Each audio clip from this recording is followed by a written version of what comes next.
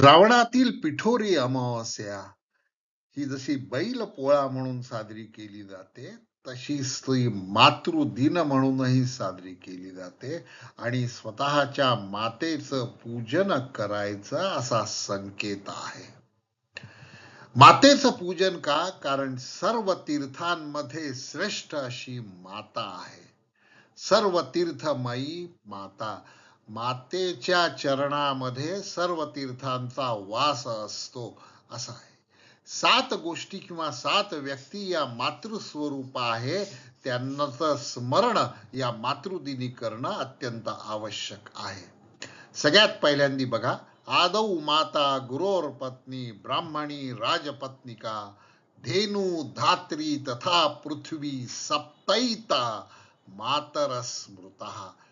स्मृता म्हणजे मानावे, मातर म्हणजे माता आणि सप्तैता म्हणजे 7 गोष्टी, 7 व्यक्ती यांना मातृत्वाप्रमाणे मान द्यावा, मातृत्वाचा दर्जा द्या आहे असं मानून त्यांच्याशी वर्तन करावं असं हे सुभाषित सांगतं. कोणकोणत्या 7 गोष्टी आहे? आदौ माता, सगळ्यात पहिल्यांदी तुम्हाला जन्म देणारी स्त्री ही तुमची माता आहे, ती तुमची आद्य गुरु आहे. गुरोर पत्नी, गुरुची पत्नी ही सुद्धा माता आहे, तिला मातृत्वाचा दर्जा दिलेला आहे. ब्राह्मणी, समाजाचं धार्मिक अनुष्ठानाद्वारे उद्बोधन करणार, नीती शिकविणाऱ्या ब्राह्मणाची पत्नी सुद्धा माता आहे.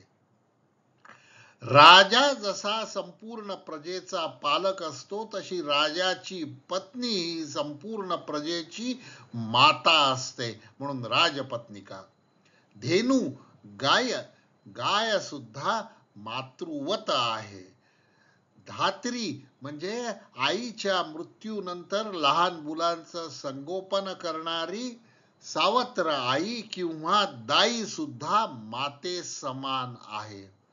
पृथ्वी ही मातृवत आहे, मातृस्वरूप आहे. सप्तैता मातर स्मृता. परत एकदा ऐका. आदौ माता गुरोर पत्नी ब्राह्मणी राजपत्निका धेनु धात्री तथा पृथ्वी सप्तैता मातर स्मृता. मातृदिनाच्या मंगलमय शुभेच्छा.